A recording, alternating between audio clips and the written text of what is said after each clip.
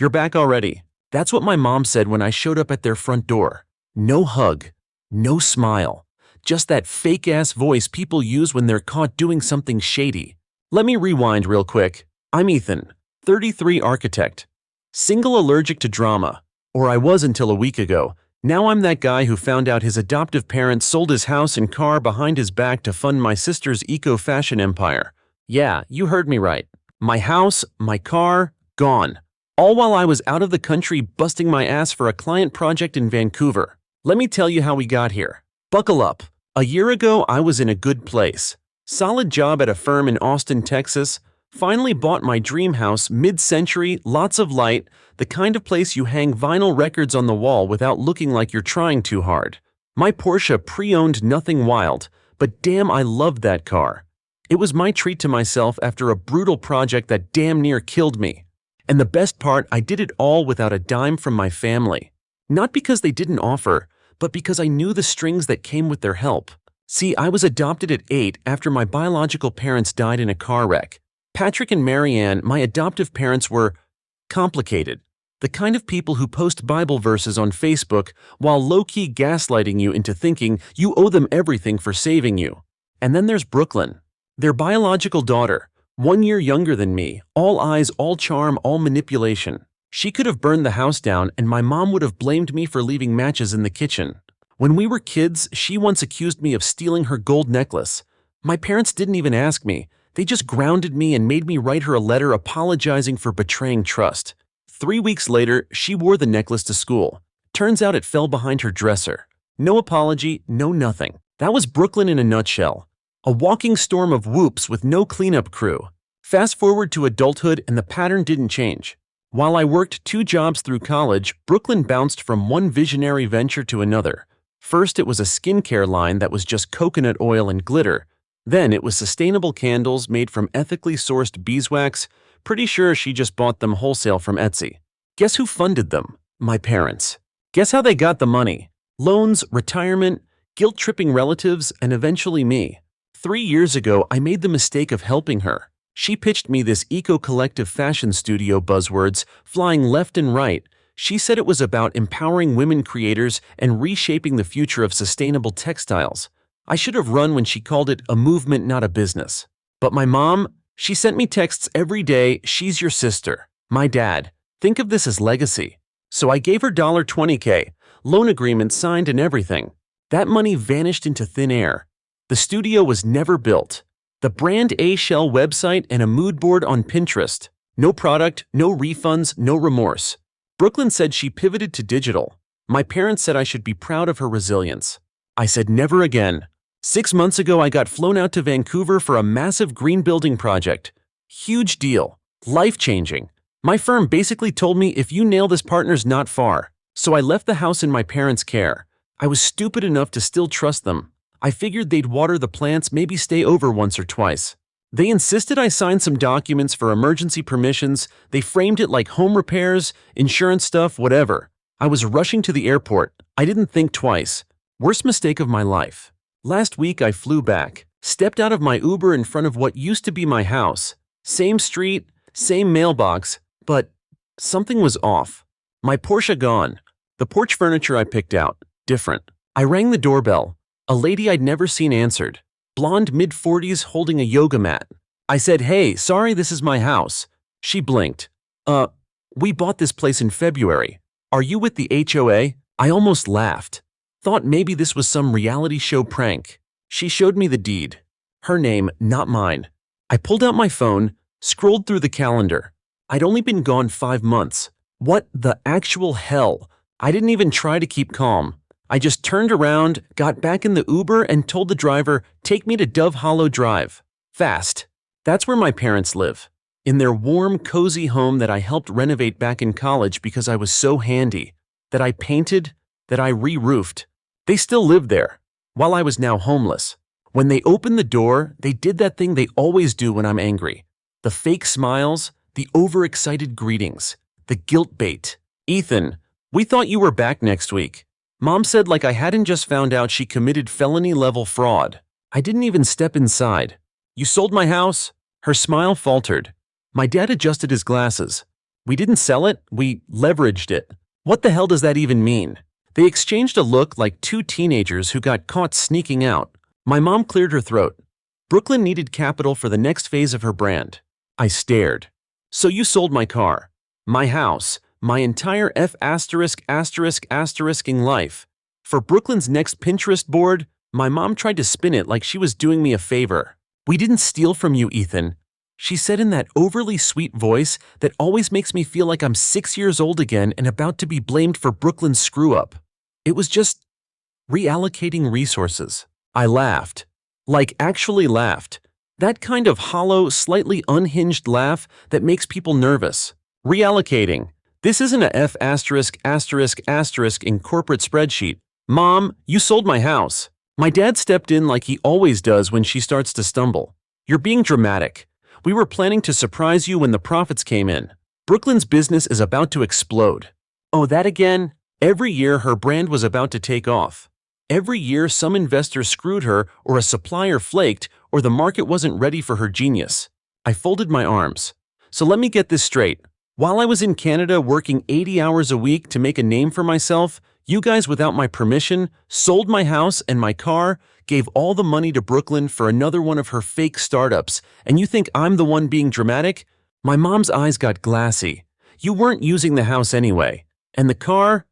Well, we figured you'd want to upgrade when you got back. What the actual hell? I didn't give you power of attorney, I said. You did, my dad interrupted. No, I didn't. He held up a folder. Inside was a printed document, signed before your flight. I looked down and felt my stomach twist. Yep, my signature. The day I left for Vancouver, they rushed me out the door with a stack of emergency documents. Home maintenance approvals, security updates, just in case crap. I didn't even read it. I was late, stressed, trusting. Apparently one of those papers wasn't for fixing the fence. You faked this. My mom gasped like I just slapped her. How dare you accuse us of fraud? You are frauds. My dad tried to play the stern voice card. You need to calm down and appreciate the bigger picture. This is about family legacy. Brooklyn is our future. And there it was. The truth. Not even thinly veiled anymore. They didn't just choose her over me. They planned it. Cold calculated long term. I didn't yell. I didn't cry. I just turned and walked out.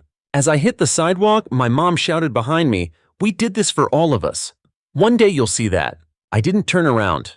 Next stop, my buddy Chris. He was the only friend I trusted enough to crash with while I figured this out. Back in college, we were broke and building IKEA desks for pizza money. He'd always said, "One day you're gonna build skyscrapers, and I'll drink beer in your penthouse." Well, joke's on both of us. Now I was sleeping on his futon and drinking his expired La Croix. He took one look at me and knew something was wrong. "Tell me you didn't get mugged at the airport." "Worse," I said, "I got mugged by my own damn parents." We sat up until 3 a.m. me ranting him, pacing, both of us calling every lawyer we could think of. That's when Chris reminded me about Mia. Mia Chang, law school friend, now a contracts and real estate attorney in Dallas. Sharp as hell. Zero tolerance for BS.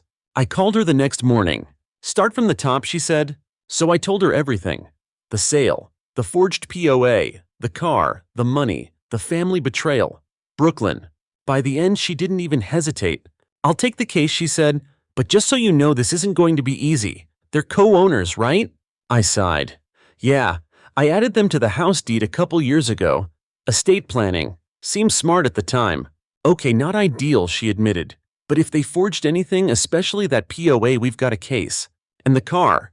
Do you have proof of ownership?" "Yep, title's in my name, full stop." "Good, that makes things easier." Then she paused. "Ethan, do you want to sue your family?" I didn't even blink. "Mia, they are not my family anymore." The next 48 hours were a blur. Emails, statements, phone records. Mia subpoenaed the notary who'd signed off on the POA, some dude named Alan who had 3 Yelp reviews, all warning, "Do not trust this guy." One review even said he notarized a sale for a guy who was out of the country at the time. Pattern much. Meanwhile, Chris and I drove out to the dealership where I bought the Porsche. They confirmed it had been sold by my dad 2 weeks after I left the country. He'd used the POA. Again, I got a printed receipt, buyer info, transaction record. Bingo. Then we checked the bank records Mia helped me pull. My parents had opened a brand new LLC under Brooklyn's name. Guess what showed up 2 days after the house sold? A wire transfer. $790,000, right into that account. Mia stared at it for a second, then said, "They didn't even try to hide it." And Brooklyn. She was on Instagram, of course, posting stories of business class flights and exclusive brainstorming retreats in Malibu. Meanwhile, my damn toothbrush was in a hotel bathroom. I could have gone nuclear right then. Could have posted the whole thing on Reddit, blown up their social circle, aired all the dirty laundry. But no, I wanted this to hurt. Not out of spite, out of principle. They didn't just steal from me. They bet my entire life's work on Brooklyn's delusion. They sold my foundation to fund her fantasy. So if I was going to fight back, it had to be more than revenge. It had to be justice. Mia worked fast, filed a fraud claim with the state, started civil action for damages, froze the LLC bank account. Then came the criminal part, because forging a POA and using it to liquidate someone else's property. Yeah, that's felony level *T. Mia handed everything to the DA's office. While that was brewing, I played it cool. Didn't contact my parents, didn't blow up at Brooklyn. I waited. Then I sent a message to the one person I knew would carry it right to the center of the storm. My Aunt Rhonda. She's the unofficial town hall for our family. Nothing happens without her knowing. And she loved gossip with a hint of scandal. So I sent her a nice calm message. "Hey Rhonda, just wanted to give you a heads up. You might hear something soon about Mom, Dad in Brooklyn. Let me know if you want the court filing PDFs. It's going to be public anyway." By the next morning, my phone was blowing up. Not from Brooklyn, not my parents, but from my extended family cousins I hadn't spoken to in years, aunts who suddenly wanted to check in, and even my godmother who hadn't called since my college graduation. It was clear Aunt Rhonda did her thing. "Your mom is saying you're suing the family because she borrowed your house," one cousin texted me, followed by a crying laugh emoji. Another said, "Bro, you serious? They sold your car too." Oh, it was serious. The best one came from my cousin Levi. "Yo, I used to think you were dramatic. Now I think you're impatient as hell. I would have set the whole house on fire." Yeah, same. But I didn't need fire. I had Mia. And Mia had receipts. By Friday, the DA's office had officially opened an investigation. The POA document, completely bogus, notarized while I was on an international flight, signed in handwriting that didn't match any other verified forms I'd ever submitted. Even better, the notary Alan cracked after 10 minutes of pressure. Said he was doing a favor for a family friend. That family friend? Brooklyn. She'd messaged him directly through WhatsApp. Mia subpoenaed the chat logs. He even had the audacity to say, "She said her brother wouldn't care." That's when the detective leaned in and said, "Well, he does." Meanwhile, Brooklyn was still posting like nothing was happening. New photo her in a bamboo bathtub. Caption, "Sometimes you gotta pour into yourself to pour into others." I wanted to comment, "How about pouring back my $800,000?" But I didn't. Let her stew in ignorance a little longer. Instead, Mia and I focused on getting an injunction to freeze all remaining funds. Turned out, there was about $590,000 left in the business account. Brooklyn had already burned through over $200K in 3 months. Office space in LA, custom branding from some design guru, a creative director who was literally just her college roommate, and 5 months of $10K transfers labeled personal consulting. Basically, she was bleeding cash trying to look successful. Classic Brooklyn. And now that pipeline was shut. Frozen. Untouchable. Her next story. Sometimes people don't want you to shine. That's okay. Keep glowing anyway. No likes from me, sis. Then came the day I'd been waiting for. The official demand letter got delivered to my parents' house. It laid out the whole thing. Fraudulent sale of a jointly owned property. Unauthorized liquidation of assets. Forgery of POA. Civil damages. Pending criminal referral. They had 10 business days to respond. And respond they did. Through a lawyer. The dude emailed Mia a statement so full of legal fluff it was basically cotton candy. He claimed my parents acted in good faith and believed they had implicit consent. They even argued that I was fully aware of the transactions because I signed documentation before departure. Mia tore it apart line by line. Best part. Their lawyer tried to scare us into dropping the case by saying it will damage family relationships irreparably. To which Mia replied, "That ship sailed the moment they sold my client's home without consent." And then, the phone calls started again. At first I ignored them, but something told me to pick up when Brooklyn called. She started with a dramatic sigh.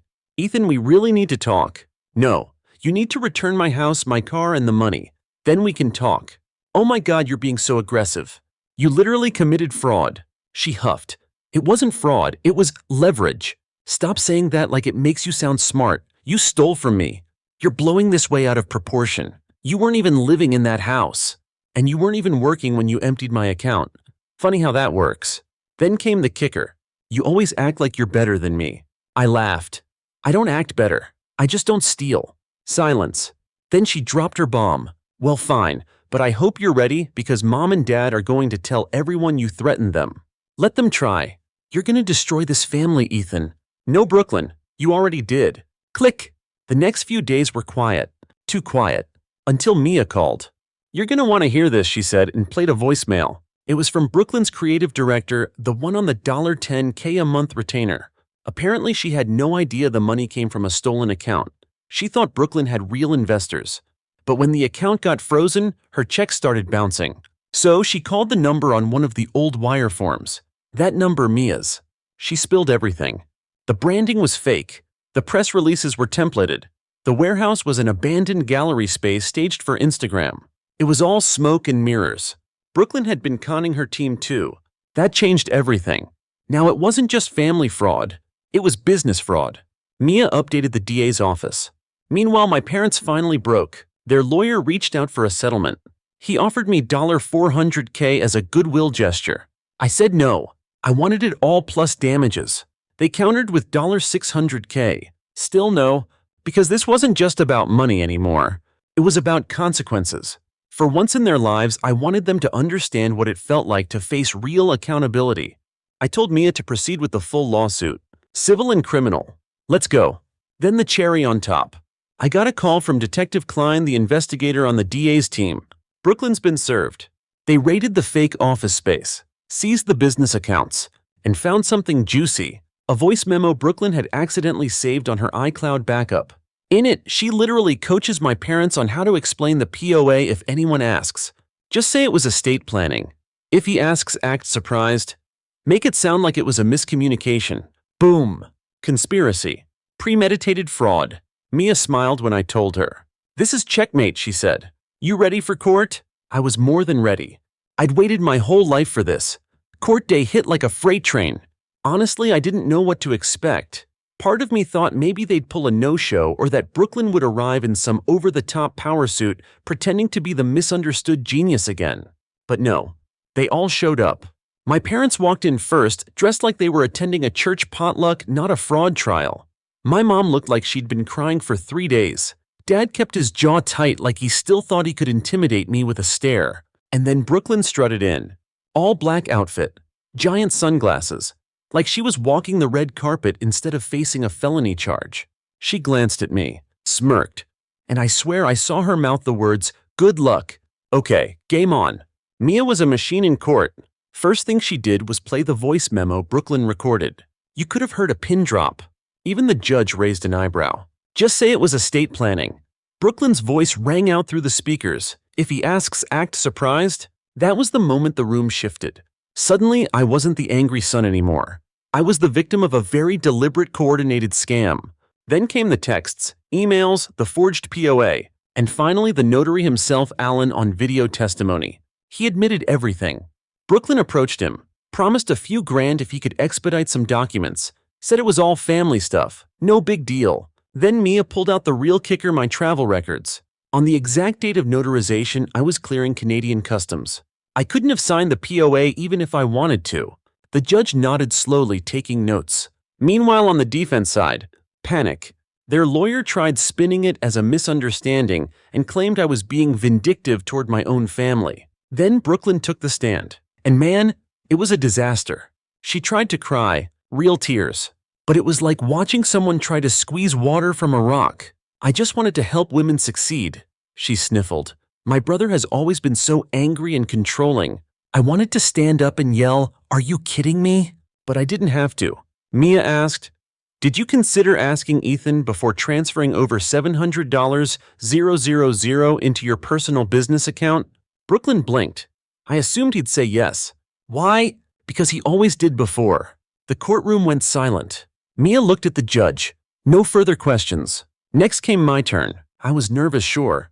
Who wouldn't be? But then I looked at them, my family.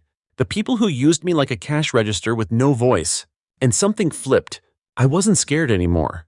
I spoke plainly. Just the facts. How I worked through college. How I bought that house with no help.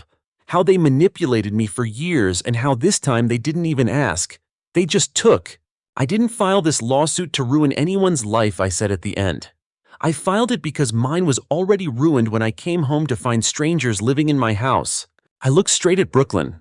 This wasn't a mistake, it was a choice, and I'm done paying for everyone else's. Even the court reporter looked up. Closing arguments flew by. Defense flailed, claimed we were exaggerating, that family dynamics were being misconstrued. Mia calmly reminded the judge fraud is fraud even when it's done over Sunday dinner. And just like that, it was in the judge's hands. We waited 2 weeks. Longest 2 weeks of my life. I couldn't sleep, couldn't work, kept rereading the texts, the court transcript, everything. And then finally the call came. Verdict guilty. Civil and criminal. My parents charged with fraud, conspiracy, and forgery. Sentenced to 5 years probation, $150K in damages and permanent loss of their claim to my house. Brooklyn, 5 years prison, no parole for at least 3. The judge called her a danger to financial integrity and trust, which is fancy court language for, you're a manipulative thief and we see right through you. My house was returned. My car gone forever, but I got full market value back plus interest. Total restitution ordered $860,000. Mia and I walked out of the courthouse like we'd just walked out of a damn movie. You good? She asked. I exhaled. Better than I've been in years. You'd think that was the end. But nah, there's more. Because a week later I got a message from someone I hadn't talked to since high school. Her name was Erin. She used to be in Brooklyn's creative empowerment circle. Basically a fancy name for unpaid interns. She bossed around and promised exposure. She told me she'd read about the trial and wanted to thank me. Apparently Brooklyn had done this before. Not with houses and 6-figure checks, but emotionally. Manipulated friends. Borrowed thousands from acquaintances. Trashed reputations when people said no. One girl had to switch cities to escape her drama. I thought it was just me, Erin said. No, I told her, it was all of us. That's when I knew what I had to do. I didn't just want restitution. I wanted reclamation.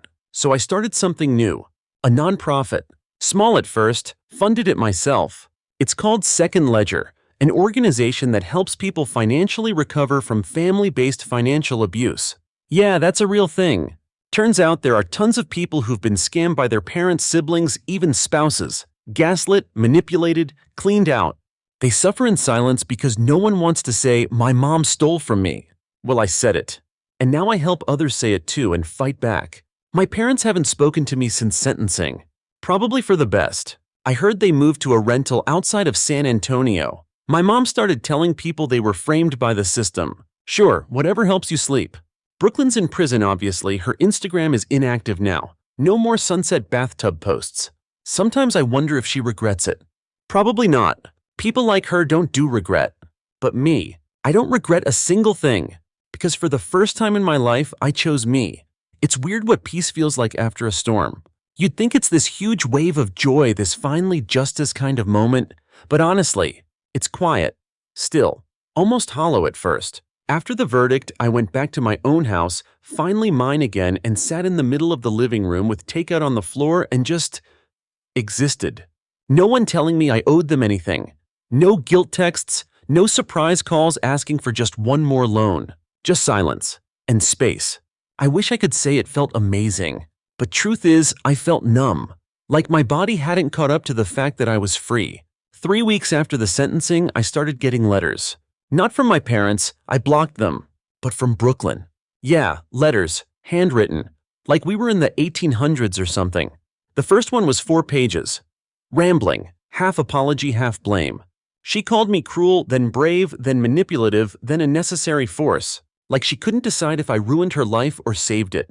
She ended it with, maybe prison will be the pause I needed.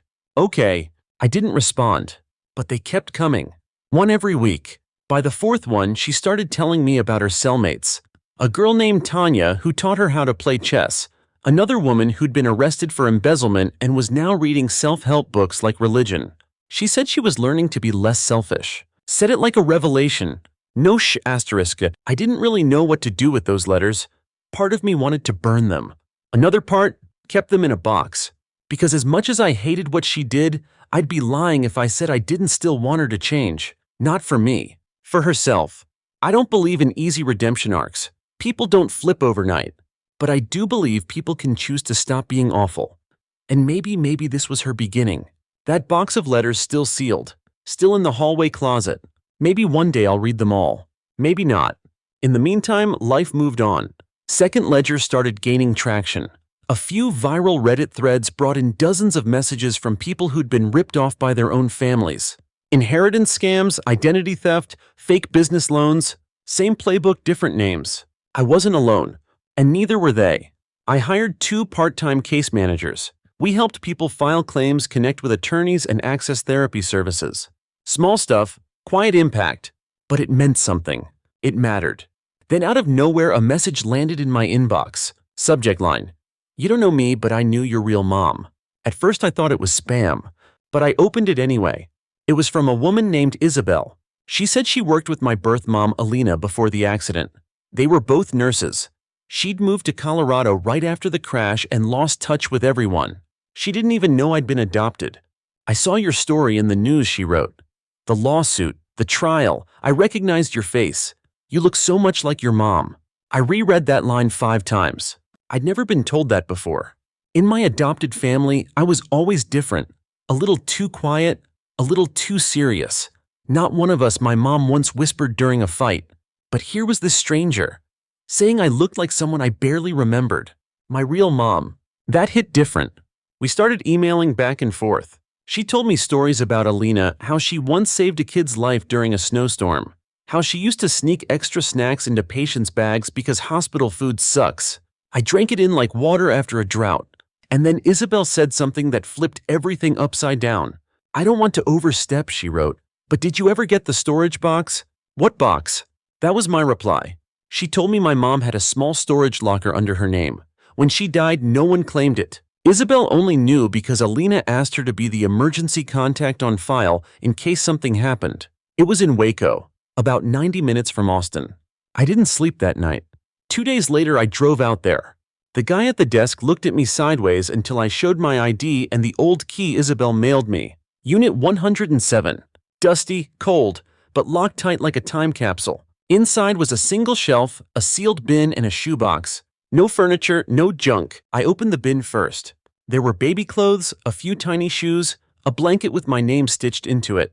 Then I opened the shoebox. Photos. A ton of them. Me as a baby in her arms. My dad holding me at the beach. A birthday party with a dinosaur cake I have no memory of. My hands were shaking by then. At the very bottom was a letter. It was addressed to E. My name. Just the letter. I guess she didn't know what I'd grow up to be called. Inside. A note, neatly written, simple. "If you're reading this, then you're old enough now. I hope you're safe. I hope you're loved. I hope someone teaches you your worth. If life gets hard, promise me you won't settle. You're more than what people tell you. Love loudly, forgive slowly, and never give more than you're willing to lose." That was it. I cried like a kid, right there on the floor of a freezing storage unit, because for the first time in forever, someone had told me I mattered. Not because I paid their bills or fixed their mess or made the smart choice. Just because I was me. I drove back in silence. The house felt warmer when I walked in. Not because anything had changed, but because I'd changed. Somehow after everything, I wasn't angry anymore. Just full. Like I'd been carrying around this hole for years and finally figured out where it came from. I wasn't broken. I'd just been starved of something real. 2 weeks later, I added a new section to Second Ledger's site. It wasn't about lawsuits or restitution. It was called Start Again, a place for people to talk about rebuilding, after betrayal, after family, after silence. 'Cause that's what we need, right? Not just justice, but wholeness, a way forward. I didn't think I'd ever hear from them again. My parents, I mean. After the trial, after the sentencing, after the national headlines about the tech exec who sued his own family, they went quiet. No surprise. I figured they were too busy playing victims to whoever still believed their version of the story, telling people I'd blindsided them or ruined their retirement. Whatever. But then 2 months after the verdict, I got a letter, handwritten, from my dad. I almost tossed it out without reading, but curiosity won. It wasn't an apology, not really. It was 4 pages of self-pity dressed as reflection. He wrote about the pressures of raising 2 kids, about how sometimes parents make mistakes under stress, about how he only wanted to help Brooklyn succeed. But the part that got me, "You've always been so capable, Ethan.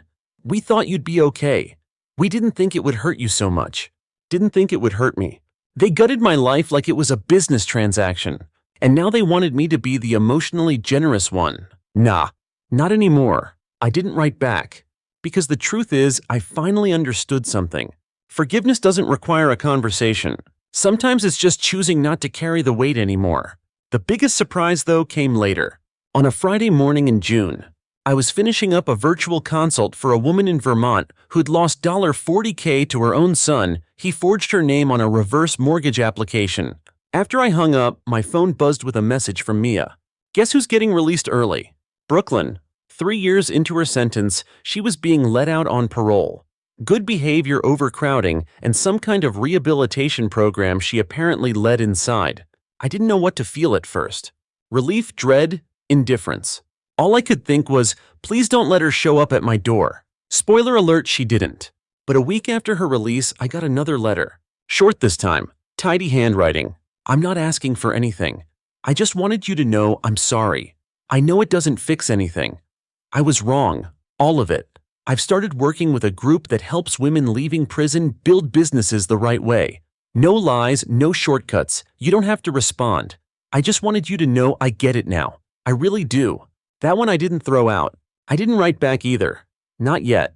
But I pinned it to the bulletin board next to my desk. Not as a gesture of hope, not as a token of healing, but as a reminder, people can change, but they've got to want it for themselves. Second Ledger kept growing. We got featured in an NPR podcast about financial betrayal, then a write-up in Forbes. I hired 2 more caseworkers. One of them, a guy named Ruben, was scammed by his ex-wife who took out loans in his name. His story made me cry during the interview. He told me, "I used to think I was just stupid. Now I know I was just too trusting." That line stuck with me. Because yeah, same, it's not a flaw to believe in people. It's only a flaw when you forget to believe in yourself too. On the first anniversary of the trial, I stood on the back deck of my house, mine again, fully and legally, and looked out at the garden. It was peaceful, real. No voices yelling, no demands, no expectations. Just quiet. And then out of nowhere my phone pinged. A name I hadn't seen in years, Uncle Terry. He was my mom's brother. The black sheep of the family who'd stopped coming to holidays after some argument I never fully understood. His message. "Been a long time, kid. I heard what happened. Wish I'd spoken up sooner. I always knew they favored Brooklyn, but I didn't realize how bad it got." I stared at the message for a long time. Then I replied, "You doing okay?" We talked that night, for hours.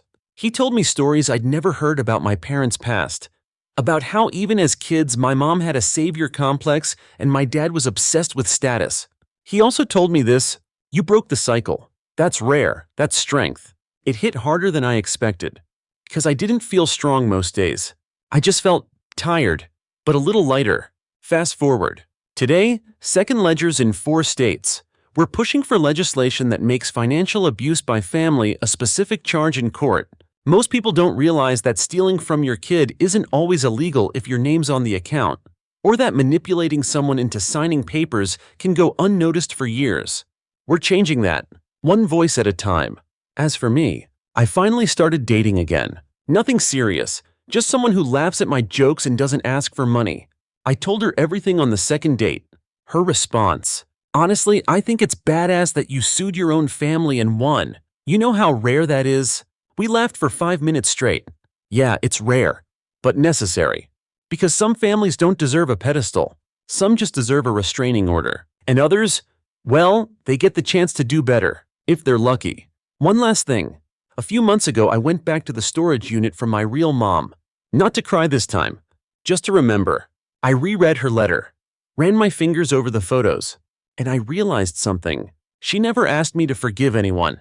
She just asked me to remember my worth, to love loudly, to forgive slowly, and to never give more than I'm willing to lose. That's what I live by now.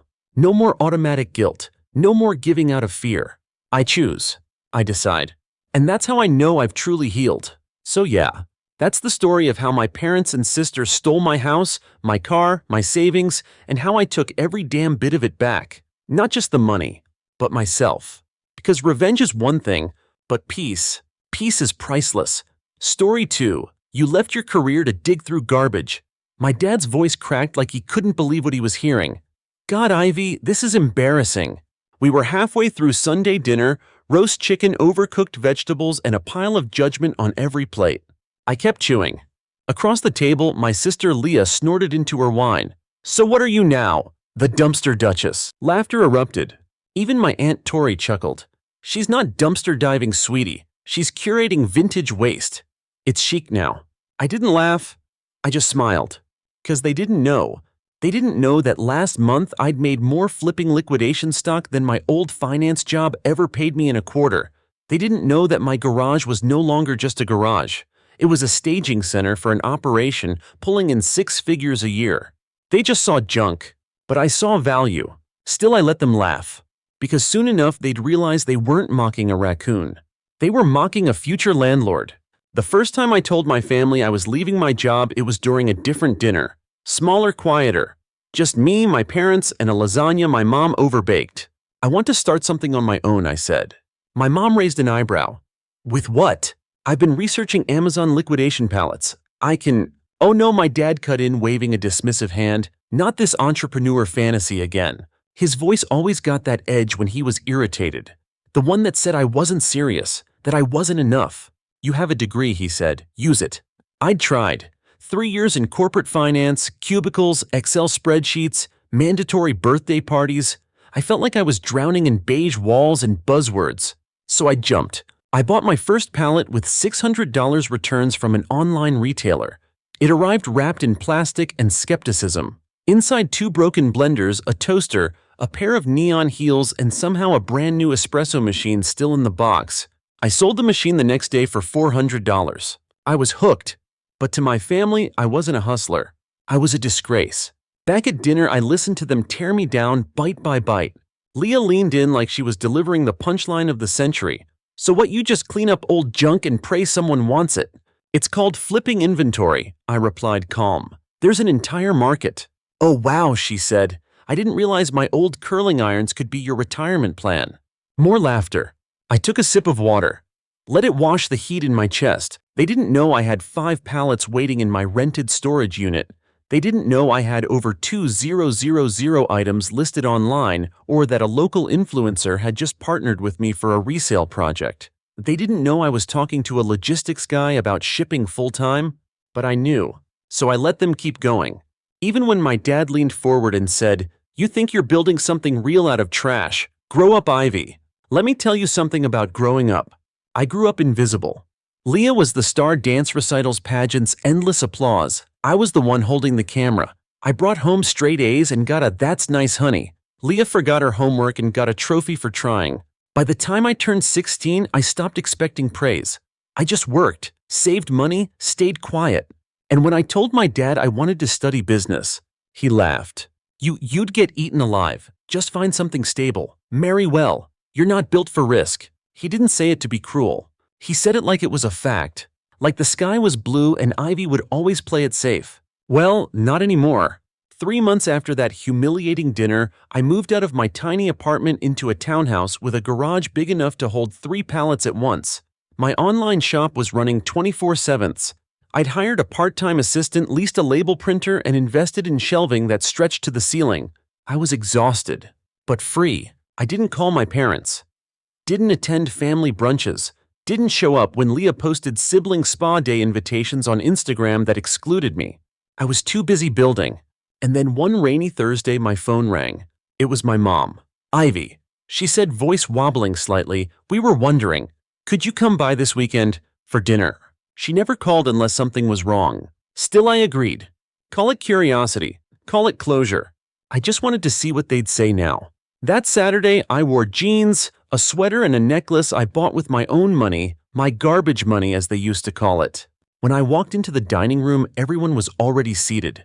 Leah, Tori, my parents, even Uncle Matt, who always had something sarcastic to add. This time they were quiet, suspiciously quiet. We're glad you came, my mom said, pushing out a smile. You look good. I nodded. So my dad started clearing his throat. We've been thinking about that little business of yours. Little, I tilted my head but said nothing. And he continued, we were wondering if, well, maybe you could help us out a bit. I waited. Here it came. Turns out they were months behind on the mortgage. Dad's job had been downsized. Leah's boutique was failing. Aunt Tori had maxed out 2 credit cards. They needed help. Financial help. From me. The girl who used to sell garbage. Of course, I said, sipping my drink. My mom visibly relaxed. I mean, I already did help you, I added, watching their brows wrinkle. What do you mean, Dad asked. I smiled. I bought the house. Silence. Leah blinked. You, what? I set down my glass. You were behind on payments. The bank listed it. I bought it at auction. My dad turned pale. You didn't? Oh, I did. Leah stared at me like I'd grown horns. So, what now, my mom whispered. I shrugged. Now you rent from me. You could have heard a pin drop in that dining room. My father's mouth opened, closed, then opened again like he was trying to taste test the reality I'd just handed him. You bought the house. He repeated, his voice somewhere between disbelief and horror. Yes, I said, calmly folding my napkin. Foreclosure notice came through. I tracked the auction, wired the funds myself. It's all legal. My mother blinked rapidly. You can't just buy our home. Well, someone had to, I said. The bank sure wasn't going to wait for your next family brunch. Leah scoffed. Okay, this is insane. You're seriously our landlord now. I nodded. Rent's due the 1st of next month. I even drafted a lease agreement. Want me to email it? No one answered. I wasn't trying to be cruel. Okay, maybe a little cruel, but mostly I just wanted them to understand what it felt like to be dismissed, laughed at, diminished into a joke. Now I was the punchline. Except the joke was on them. The fallout didn't come with screaming. It came with silence, which somehow hurt worse. The days after that dinner, no one called. No one messaged. Not even a passive-aggressive group text from Aunt Tori about family unity. I half expected Leah to go live on Instagram and declare war via filtered selfie, but nothing. Until the first rent reminder hit their inbox. Then the phones lit up. We thought you were joking. You're really charging us rent. You can't do this. We're family. Funny how quickly Dumpster Duchess turned into Please Ivy. I didn't reply right away. I let them sweat. Then I sent a one-line email. You mocked my job. Now it pays your mortgage. Let me know if you need a receipt. That month they paid. Begrudgingly. The month after that, late. The third, not at all. So I served them official notice. A reminder that being family didn't excuse broken contracts. That's when my mom called, tears in her voice, stress in every syllable. We're trying, Ivy. We really are. But things are hard. You don't understand. Don't I? I cut in sharper than I meant to be. You think this business built itself. You think I didn't work nights, skip meals, get scammed by shady suppliers, and still show up the next morning. She went quiet. I understand more than you think, I said, softer. I just never had the luxury of falling apart. To their credit, they didn't wait for eviction. They came to me. Not for forgiveness, for jobs. Real humble part-time jobs at my growing resale business.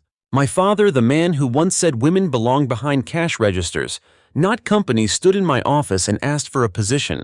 My mother offered to help with the paperwork. Leah. She just mumbled, I can sort stuff, I guess. So I made them offers.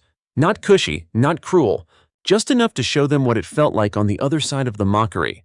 My dad unloaded trucks, my mom handled customer complaints, Leah folded sweaters and logged inventory. For minimum wage. No nepotism, no special breaks. Just the same system I built when they weren't looking. At first it was awkward. They stumbled, grumbled, whispered about how they weren't cut out for this. But I didn't coddle them. I trained them. And slowly things shifted. Leah stopped flinching when someone asked her to clean shoes. My mom started double-checking addresses before orders went out. My dad even showed up early a few times just to check the locks. I didn't say it, but I saw it. They were changing. Or maybe they were just finally seeing me. Flashback to a memory I couldn't shake. I was 13, had just won my school's entrepreneur fair for a DIY planner I designed. I brought home the award certificate beaming. My dad didn't even look up from the newspaper. Hope you thanked your teacher, he said. They probably felt sorry for you. I remember folding that certificate and tossing it in the trash. That was the first time I learned something important. Validation doesn't always come from the people you love. Sometimes you have to build it yourself, brick by rejection-soaked brick. Back in the present, the business was booming. We were filling over 400 orders a week. I'd signed a lease for a second warehouse. I had interns from the local college, a courier partner, and an accountant who told me I might want to think about early retirement strategy. Retirement at 29. But still part of me held back, because I wasn't sure if my family was genuinely changing or just surviving. Then one afternoon, my dad surprised me. I found him on his break sitting on a pallet scrolling through our product listings. "This stuff? It's smart," he said almost to himself. I raised an eyebrow. He looked up. I didn't get it before he added, "But I do now." I didn't say anything, just nodded, because sometimes a few quiet words meant more than 1,000 fake apologies. Leah became one of my best employees. No joke. Turns out, once she stopped trying to be a boutique Barbie and started paying attention to product demand, she was damn good at spotting what would sell. She built out our Instagram page, boosted sales 22% in 2 months. My mom ran customer service like she was born to handle complaints, firm, polite, effective. And my dad? He never stopped lifting boxes, but he stopped rolling his eyes when I gave him instructions. 3 months in, we had a team dinner. My treat. I watched them eat, laugh, trade stories about ridiculous customer returns and crazy eBay buyers. My staff, my family together. For the first time, the table felt warm, whole. I leaned back, letting the moment sink in. Then my dad lifted his glass. "To Ivy," he said, "the real boss of this family." Everyone raised their drinks. Even Leah. I smiled. Almost cried. Almost. Because for the first time, it wasn't just me fighting to be seen. They finally saw me. But I should have known better, because some people don't change. They just learn how to hide their schemes better. I should have trusted my gut. The change in them, it felt too easy, too fast. And yet for 3 months, I allowed myself to believe that maybe, just maybe, my family had finally grown. That they'd let go of the old hierarchy, the one where I was the punchline and they were the main act. But no, turns out they hadn't changed. They were just waiting for the right moment to strike. It started with an email. Subject line: "Dinner at the house, mandatory." From Mom. Body: "We have a family matter to discuss. Important. No excuses. Sunday at 6. I stared at the screen for a minute. The house, my house, still had my name on the deed, still collected rent on the 1st. But they always called it the house. Like ownership was a technicality. I should have known something was off. Still I went. I wish I hadn't. They were already seated when I arrived, like a corporate board waiting to ambush an intern. My dad wore his serious talk face. Leah had a laptop open. My mom, fake smile plastered like wallpaper. "We've been talking," my father began, "and we think it's time we take this business to the next level." I blinked.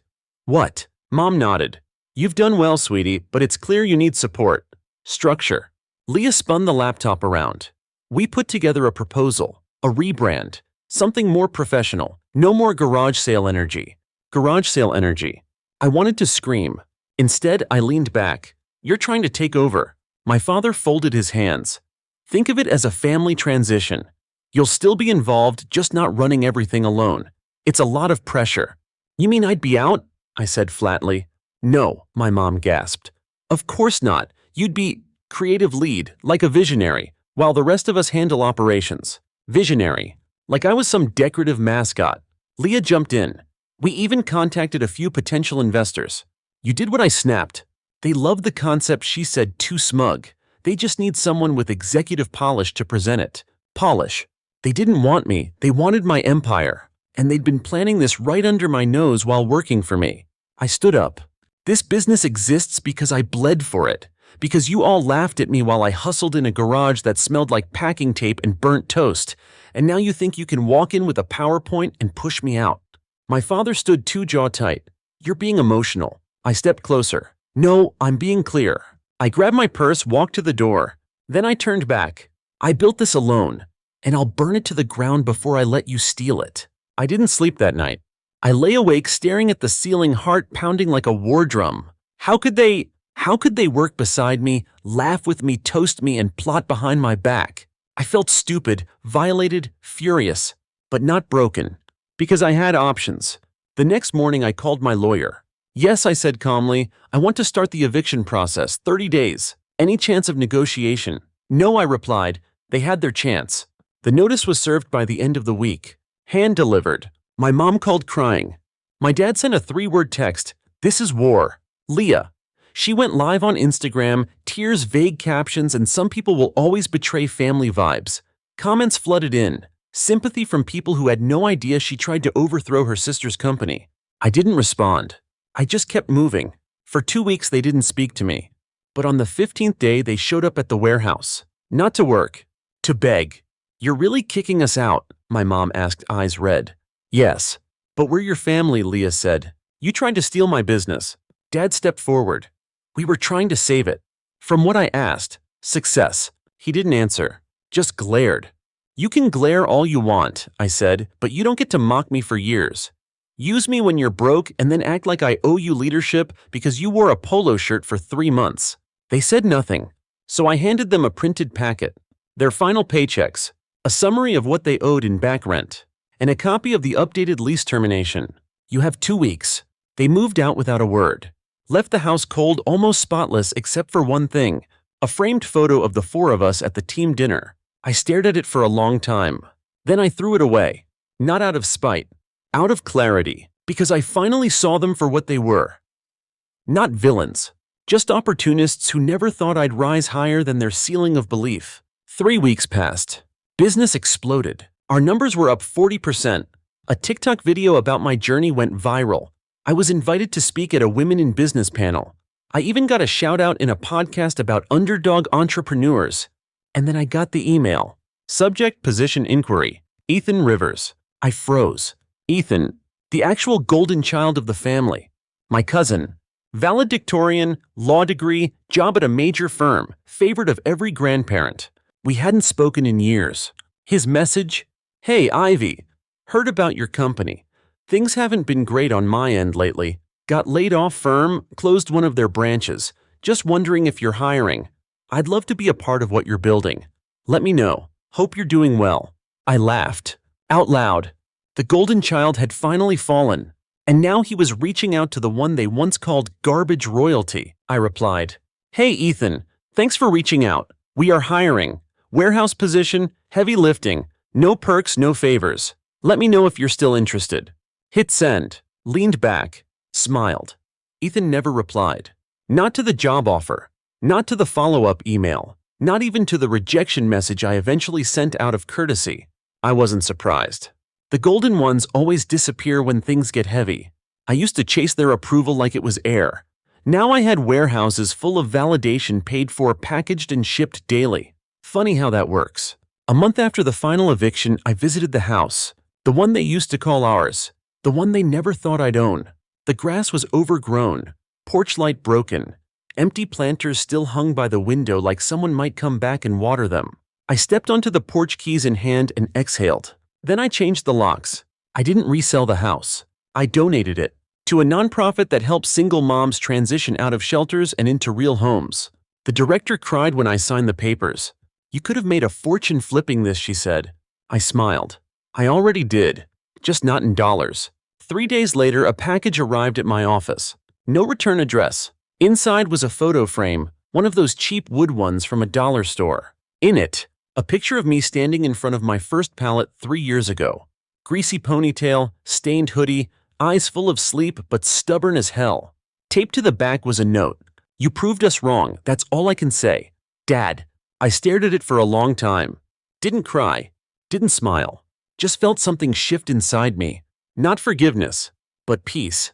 6 months passed. Then a year. The business grew faster than I imagined. We hit $250,000 in online sales, partnered with 3 influencers, built out a mobile app. I hired a full-time team, handed off shipping operations, and moved into a real office space, glass doors branded, signage, espresso machine and all. And yet, I still worked the packing line sometimes. Not because I had to, because I wanted to remember where it started, how far I came, what it felt like to win without needing applause. I ran into Leah at a networking event one night. She looked different, calmer. No longer trying to be someone else's Pinterest board. I owe you an apology, she said. I know, I replied. I didn't get it before. The work, the grind, it's more than a hustle. I nodded. It's a war, one you fight quietly. She sipped her drink. If you ever need marketing help again, I looked at her, not cold, but firm. "I don't," I said gently, "but thank you." She didn't get offended. She just nodded, because she finally understood what a boundary looked like. Mom emailed me last Christmas. Subject: "Hope you're well." No guilt trip. No requests. Just a photo of her holding a small gift bag, one of our custom packages. "Bought it from your site," she wrote. "It made me feel close to you." That's all it said. I didn't reply. Not because I was angry, but because sometimes silence is its own reply. People always ask me how I did it. How I stayed sane, focused, resilient. I don't have a perfect answer. But if I had to sum it up, I stopped waiting for permission. Stopped asking for respect from people who handed it out like coupons only valid if you played the role they assigned you. And I stopped chasing family that only wanted me when they needed me. Instead, I built something from the things they tossed out. Not just to prove them wrong, but to prove myself right. These days, I mentor other women in business. Moms, dropouts, survivors, people who've been told they're too emotional too late, too weird, too broke, or just plain too much. I sit across from them, smile, and say, "Good, use it."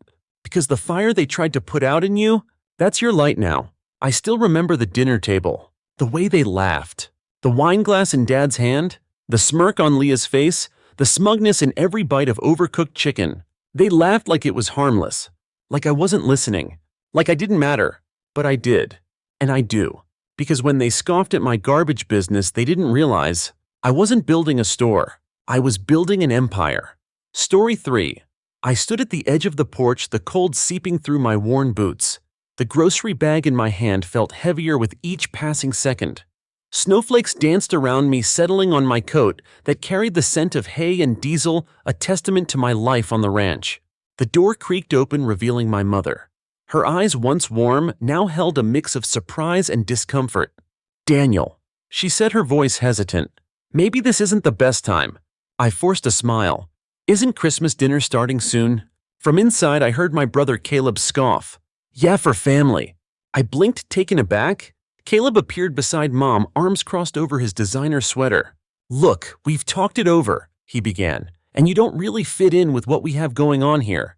I stared at him, disbelief washing over me. "I don't fit in?" Mom winced. "It's just, you always show up smelling like a barn, tracking in mud, wearing those same ripped jeans." "I own a barn," I replied deadpan. Caleb smirked. "Exactly." A chill settled in my chest, colder than the winter air. I glanced past them into the house, where golden light spilled over a long dinner table laden with food. My niece and nephew played by the tree, their laughter ringing out. And here I was, standing in the freezing cold, being told I wasn't welcome. Mom sighed. "You understand, don't you, honey? We have important guests, and it would be easier if you—" "If I what?" I interrupted. "Didn't embarrass you?" Caleb didn't flinch. "Come on, Daniel, you get it. You're still out there on that land knee-deep in cow manure while the rest of us have moved up. We've got reputations to maintain." I huffed a laugh. "Unbelievable. I own more land than half the folks in this county. I make more money in a month than you do in a year, Caleb. But sure, go ahead and tell me how you're better than me." His smirk faltered, but Mom quickly interjected. "It's not about money, sweetheart. It's just, well, Caleb and his friends have a certain image and you're a little rough around the edges." I exhaled sharply through my nose. "Right, got it." I shifted the bag in my arms and without another word set it down on the porch. Inside were presents, expensive, thoughtful ones I'd spent hours picking out. Then I turned and walked back to my truck. Sitting in the driver's seat, I pressed the phone to my ear. "Yeah," I said, keeping my voice steady. "Shut off the electricity and water at 154 Oakwood Road. Name on the account, Daniel Harper." The customer service representative hesitated. "Sir, are you sure the temperatures are dangerously low this week?" I exhaled, watching my breath curl in the cold air. "Yeah, I'm sure." She clicked away on her keyboard. "All right, the request has been processed. The shutdown will take effect in—" I hung up before she could finish. They didn't want me in their lives. Fine. Let's see how well they managed without my money. I sat in my truck watching the house in the rearview mirror, my breath fogging up the windshield. The Christmas lights still twinkled on the front porch, but inside I knew my family was scrambling. I could already imagine Mom fumbling with the thermostat, Dad cursing under his breath as the power shut off, and Caleb probably yelling at them to call me. My phone vibrated on the dashboard. Mom calling, I let it ring, then another Dad calling. Then another mom again. I finally picked up, putting her on speaker. Daniel, the power just went out. Mom's voice was frantic. I stayed quiet for a second, letting her panic settle in. Yeah, I finally said.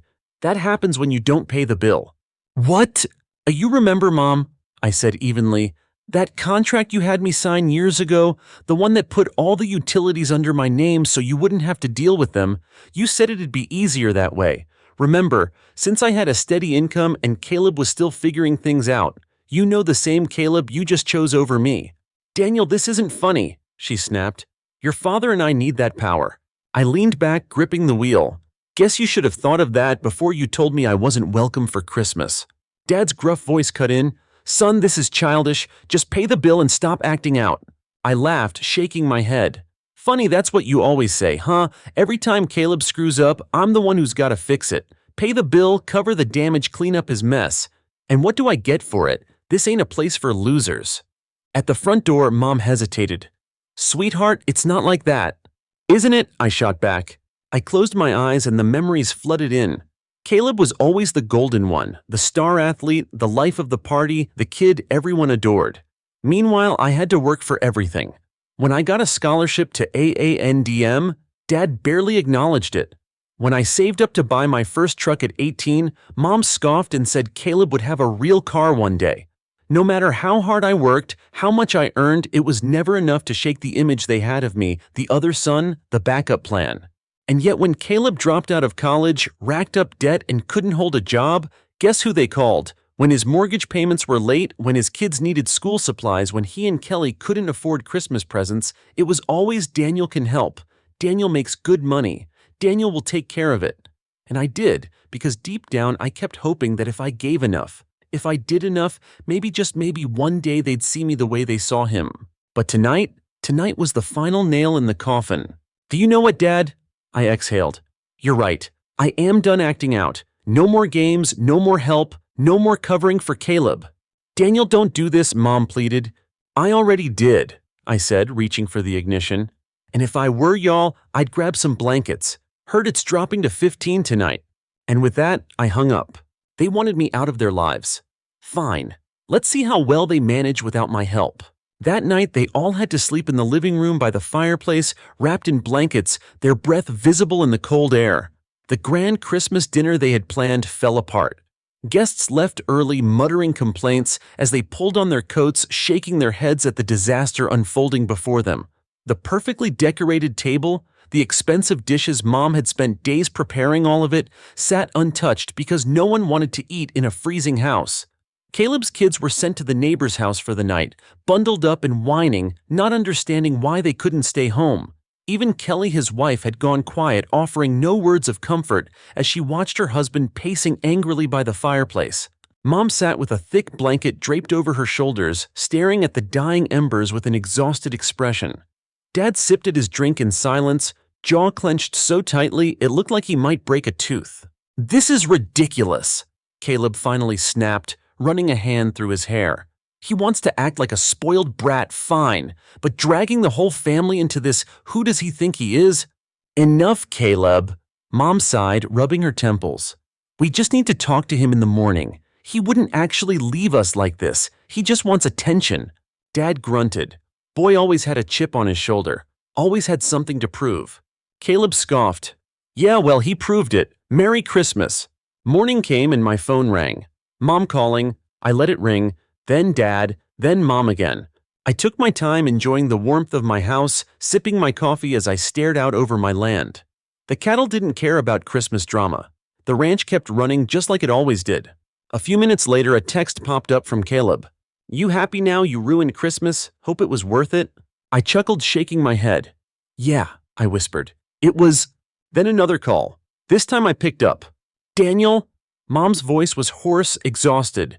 Do you know what you've done? We spent the whole night freezing. The kids had to go to the neighbors. The guests all left early. You ruined Christmas. I let the silence stretch for a second, then took another slow sip of my coffee.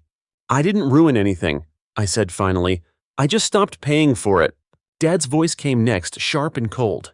Enough of this nonsense. You've made your point. Now turn the power back on. I smirked. No. Mom let out a shaky breath. Daniel, please. You can't just do this to your own family. I barked out a short laugh. Family? That's rich coming from the people who locked me out on Christmas Eve. Guess that only counted when y'all were the ones doing it, huh? You're being dramatic, Mom tried. Am I shot back. Because from where I'm sitting, all I did was finally treat y'all the way you treat me. Oh, well, that's not true, Dad growled. I leaned back in my chair, stretching out my legs. All right, let's go over this real slow then. I said, my voice smooth and even. You needed someone to handle the bills, I did it. You needed the heat fixed, I covered it. You needed someone to make sure Caleb's kids had a good Christmas every single year. That was me too. And what did I get for it? What did I get for all those years of taking care of this family? Silence. That's right, I muttered. Not a single thing, except a door slammed in my face. Mom sniffled on the other end of the line. Then Caleb spoke, his voice venomous. You think this is funny? He spat. You embarrassed us in front of everyone. You just had to make a scene, didn't you? I wasn't even there. When I hung up the phone that morning, I didn't feel victorious. I didn't even feel angry anymore. What I felt was something deeper, heavier, like a knot that had been buried inside me for decades had finally come undone. I sat in my living room, the fireplace humming low coffee warming my palms. Outside, frost lined the fences and the cattle waited patiently for their feed. Life moved on even when people didn't. For years I had convinced myself that being the reliable one was enough. That if I kept showing up, kept giving, kept solving everyone else's messes, I'd eventually be seen, loved, respected. But standing on that porch on Christmas Eve with a grocery bag full of gifts that were rejected without a second glance, I realized something. They didn't see me at all. They saw what I could give, and I was done. Later that afternoon, Kelly texted again. Just so you know, I tried talking to Caleb. He's furious, but deep down, I think he knows you're right. He just doesn't want to admit it. Not in front of your parents. I stared at her message, unsure how to respond. It was the most honest anyone from that side of the family had been in a long time. I finally wrote back. I appreciate that. Really, I don't blame you or the kids, but I can't keep doing this. I need space. She replied a minute later. I get it. Let me know if you need anything. And thank you for all the years you helped, even when you didn't have to. I didn't reply, not because I didn't want to, but because I didn't know what to say to someone who might have been the only adult in that house trying to do the right thing. That night I drove out to the back pastures just as the sun dipped behind the hills. The silence was beautiful, the kind of silence you earn after years of noise. I sat on the tailgate of my truck, boots dangling, watching my breath cloud the air. My dog Hank padded up beside me and flopped down with a huff. You're the only one who hasn't asked me to fix something this week, I murmured, scratching behind his ears. He wagged his tail, once content. Sometimes it's the quiet things that remind you what peace feels like. Around midnight, the calls started again. First Caleb, then Mom, then Dad. This time I didn't answer. I watched each one buzz across the screen like an alarm I no longer needed to obey. But one voicemail caught my attention because it wasn't yelling. It wasn't demanding. It was my mom crying softly. Daniel, I didn't mean for it to go this far. I just wanted a nice dinner. We've made mistakes. I see that now. I just didn't think you'd actually walk away. There was a long pause, then quieter. I miss you. I locked the phone screen and stared at the fire again. Funny how regret always shows up after consequences. The next morning I did something I hadn't done in years. I visited the town cafe. Not for errands, not for anyone else, just for me. I walked in, brushed off the cold, and was greeted by a few familiar faces. Most nodded, some offered polite smiles. But old Mr. Reynolds, the retired mechanic, waved me over with a grin. Darn if it ain't Daniel Harper. Thought the frost got you. I chuckled, sliding into the booth across from him. Frost only bites when you're not prepared. He sipped his black coffee and gave me a knowing look. Heard there was a bit of family excitement over on Oakwood Road. Small towns never keep secrets. Something like that, I replied carefully. He nodded slowly, tapping the table with his calloused fingers. Sometimes, son, a man's gotta stop lighting himself on fire just to keep other people warm. I blinked. He smiled. Reminds me of when my brother tried to claim our daddy's land after showing up once every 2 years and still expecting a slice. I told him the same thing. I'll tell you. If people only love you for what you give, they never loved you at all. I stared at the old man, my throat tight. Thanks, I finally said. He raised his cup in a silent toast. "You're doing the hard thing. Don't back down now." Later that day, I got another message. This time from Caleb. "Congrats. You broke Mom's heart. Happy now." I didn't reply, but I saved the message, not out of spite, but as a reminder. Sometimes you need to remember the way people treat you when they think you're stuck.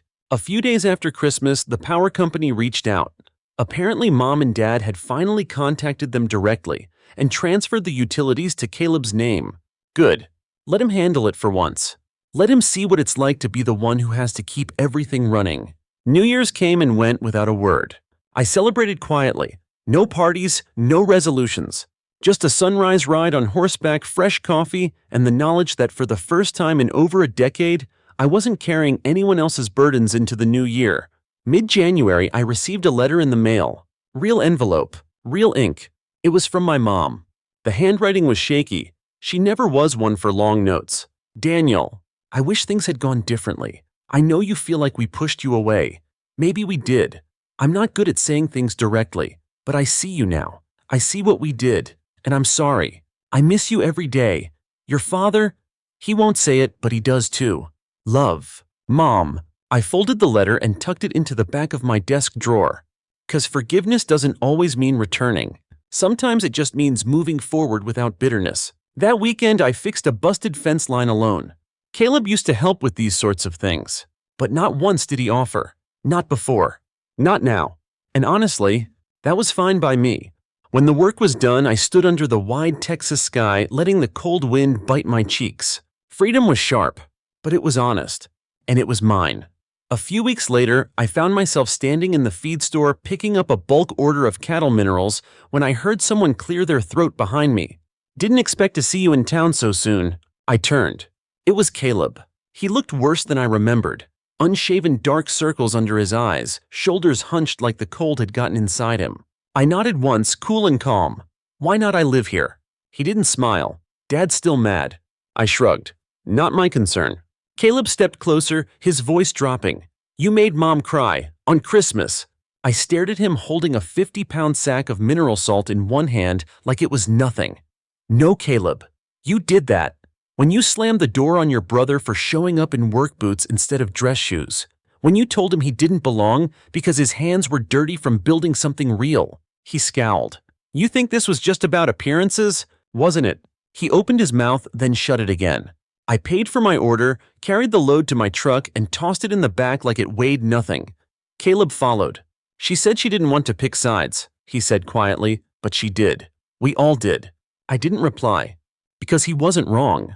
Back at the ranch, life kept rolling forward like it always did. Fences needed mending. Cows needed tagging.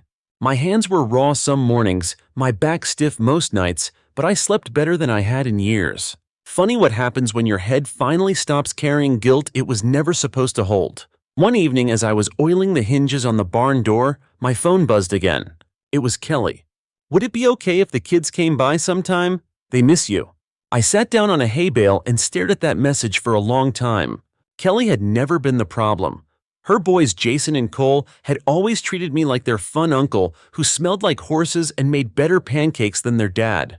They'd helped me plant tomatoes one spring and cried when I gave away the extra puppies their dog had. They were innocent in all this, I replied. "Yeah, I'd like that." The first weekend in February, Kelly dropped them off. Jason leaped out of the car, arms open wide. "Uncle Danny," I chuckled, catching him mid-run and hoisting him onto my shoulders like I used to. Cole followed close behind, already asking if we could go see the baby calves. Kelly lingered by her car, nervous. I didn't want to come inside. Figured that might be crossing a line. "You're fine," I said. "You're not the one I'm mad at." She gave a tight smile. For what it's worth, I told Caleb he needed to fix this. Fix what I asked. The family he broke or the fantasy he built around himself. She didn't answer. Didn't need to. The boys and I spent the whole afternoon feeding calves, tossing hay, and playing catch in the back pasture. They didn't ask why I hadn't been around. They just laughed. They just loved. That night as they dozed on the couch under blankets, I sat on the porch steps sipping cocoa, staring at the stars again. There was something beautiful about how simple it all was. No expectations, no guilt, just peace. A few days later, Caleb showed up again. This time without the usual smugness. "I came to say thank you. he said quietly, hands shoved deep into his coat pockets. For spending time with the boys. They're good kids, I replied. They think the world of you. I didn't know what to say to that, so I said nothing. He sighed. I'm selling my car. I raised an eyebrow. Didn't peg you for someone willing to give up the Cadillac. He shrugged. Bills are piling up. Dad can't cover them anymore. Mom's job at the church pays peanuts. I figured, it's time I do something. I studied him carefully. This wasn't a guilt trip. This was a man who'd finally realized his golden spoon had melted away, and all he had left was his pride, and it wasn't worth much these days. The next week, he started working at the same feed store I used. I didn't say anything. Didn't need to. We passed each other in the aisles. He nodded. I nodded back. That was enough. By March, I'd restored the old chicken coop near the edge of the ranch, planted a fresh garden bed, and built a new fence line all by hand. It felt good. Physical labor had always been my therapy. When the world got loud, my body did the talking. And for once, I didn't care if anyone noticed. Then one afternoon, my mom showed up. I spotted her sedan inching down the dirt road, its tires crunching over gravel. She sat in the car for a few moments, then stepped out and approached the porch like she wasn't sure if she should knock or run. I met her halfway. She held something wrapped in a towel. A pie. Still make 'em the way Grandma taught me, she said. I didn't take it. But I didn't send her away either. She sighed. I came to apologize. Again, I know I already wrote, but I wanted to do it in person. I didn't speak. Because sometimes silence is louder. She wrung her hands. You were right. About all of it. We leaned too hard on you. Expected too much. And when you needed space, we acted like victims. I nodded slowly. Finally, she looked up at me. You were never second best. You just made it look so easy we forgot how hard you were trying. That hit harder than I expected. 'Cause for years that's all I wanted to be seen. To be understood. She handed me the pie. This time I took it. I won't stay, she said quietly. Just wanted to say I'm sorry, and that we love you even if we didn't show it right. She turned back toward the car. Before she opened the door, I called out, Ma! She paused. You need help with the garden this spring. Let me know. She smiled, eyes glassy. Then she drove away. Back inside, I set the pie on the counter and sat at the kitchen table. The house was quiet. Still mine. Still sacred. But for the first time since that cold Christmas night, I didn't feel alone in it. I felt known. Forgiveness doesn't mean forgetting. It doesn't mean going back. But sometimes it means leaving the door unlocked, just in case someone finally decides to come through it the right way. Spring rolled in slower than usual that year. It came with muddy boots, longer days, and a sky that never seemed to decide between rain or shine. But with it came something else. Stillness. Not the kind born from silence. The kind born from clarity. For the first time in my adult life, I wasn't bracing for the next crisis, waiting for a text asking for help, or wondering if I was doing enough to earn love that should have been unconditional. Instead, I woke up, drank my coffee, and worked my land. For me. Not for anyone else's expectations. And God, it felt good. One Saturday in mid-April, Kelly brought the boys back for another visit. This time, she stayed longer. We ate lunch out on the porch, grilled sandwiches and sweet tea, while Jason tried to lasso a fence post and Cole made mud pies like they were gourmet desserts. Kelly watched them with a quiet kind of sadness. They don't ask about Caleb much anymore, she said. I glanced at her. How are things? She hesitated. We separated. I nodded slowly. You okay? She smiled, but it didn't reach her eyes. Not yet, but I'm getting there. We didn't say anything more. We didn't have to. Later that week, Caleb called me. I considered letting it go to voicemail, but I didn't. Hey, he said, his voice smaller than I'd ever heard it. Hey, you hear about the separation? Yeah. He exhaled. I messed up. Again. Yeah. Silence stretched between us. Not tense, just honest. I'm working 2 jobs now, he said. Trying to get the house ready to sell, gonna downsize, pay off what I can. I let that hang in the air. Then good. Another pause. I guess I just wanted to say, thank you. For what? For making me wake up. I hated you for it at the time, but now, I get it. I didn't say much else, just wished him luck and hung up. 'Cause sometimes closure doesn't need a long conversation. Just 2 people finally standing on the same side of the truth. By early May, the trees on my property were full of green again. The garden had taken root and the chickens strutted around like they owned the place. One evening I found a letter in my mailbox with no return address. Inside was a single sheet of paper with Dad's handwriting. "Son, I've never been good at saying things straight. I was raised to believe that men don't talk about feelings, that you show up, provide, keep quiet. But watching this family fall apart made me realize something. Maybe I never really showed up for you at all. I took you for granted. I expected you to fix everything, and when you stopped, I blamed you instead of looking at myself. I don't expect forgiveness. Just wanted you to know I'm proud of you. Always was. Just didn't know how to say it. Dad." I folded the letter and sat with it for a long while. The man I used to chase after for approval had finally offered it when I stopped chasing. Funny how that works. I didn't run back into their lives. I didn't forget everything that happened. But slowly I let the door crack open. I invited Mom to help plant tomatoes that spring. She brought cornbread and lemonade, and we worked side by side in silence. Not out of awkwardness, but out of understanding. Later that summer, I took the boys camping on the back lot, built a fire pit, cooked over open flame, told stories that made them laugh until they snorted. Even Caleb came by once just to drop off old fishing gear the boys had left behind. He didn't stay long, but before he left, he looked me in the eye and said, "Thanks for not slamming the door on us completely." And I said the first honest thing I'd said to him in years. "I didn't do it for you, I did it for me." He nodded, quiet. That was enough. By autumn, I had added a new barn to the property.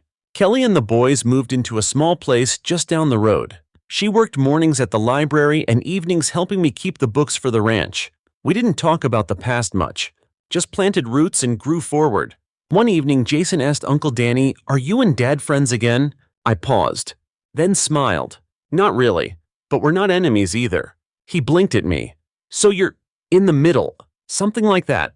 He nodded like that made sense. Kids don't need everything explained. They just need to feel safe. I got another letter around Thanksgiving. Short this time, just from Mom. "I made your sweet potato pie recipe this year. It didn't taste the same. Come by next time and make it with me." I didn't go that year, but I wrote back. "Maybe next year." Sometimes healing means walking slow. December rolled in colder than expected. The same house that had shut me out last Christmas was now quiet, simpler. Travis had moved out. Dad's retirement finally settled. Mom worked part-time at the town gift shop and spent most evenings crocheting blankets no one asked for but everyone appreciated. As for me, I hosted my first Christmas dinner. Just a handful of people. Kelly, the boys, a few of the ranch hands and their families, some friends from the co-op. We had brisket instead of turkey and hot apple cider instead of wine. No fancy speeches, no expectations, just laughter, food, and peace. And right before dessert, a car pulled into the drive. It was Mom. She stepped out clutching a tin of cookies. I met her halfway. She hesitated. I knew I wasn't invited. I looked down at the tin. "They got pecans." She smiled. "Of course." I took it from her hand. "Then you're welcome." That night, as snow began to fall softly outside, I stood at the window and watched the lights twinkle across the porch. The house was full, but not crowded. The air warm, but not heavy. No one tried to make me smaller. No one expected me to save the day. And as laughter echoed through the walls of a home built on hard work and second chances, I realized something. I hadn't just rebuilt boundaries. I'd built a life, one that didn't need to be approved by anyone else to be real, one that felt like mine. Final thoughts. For years, I gave everything I had to people who only saw what I could offer, not who I was. But when I stopped giving blindly, they finally saw me clearly. Some of them walked away. Some of them stayed. Some found their way back. But I never went back to being the old me. And I never will. Because love without respect isn't love. And family isn't who you share a name with. It's who shows up when you stop giving and still wants to stay.